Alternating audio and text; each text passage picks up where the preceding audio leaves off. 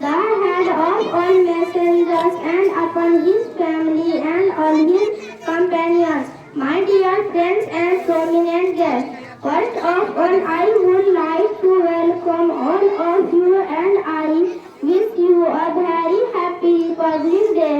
As you know very well, today is Indian Republic Day. That's why I am going that's why I am going to deliver a speech about Republic Day of India. I hope you listen my speech carefully.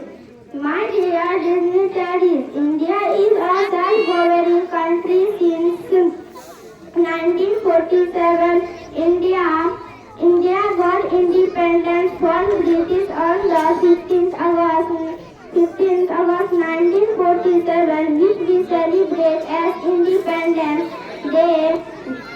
However, the Constitution of India came into practice on 26th January 1915. Since then, we celebrate Republic Day every year. My dear audience, Republic means the supreme power of the people.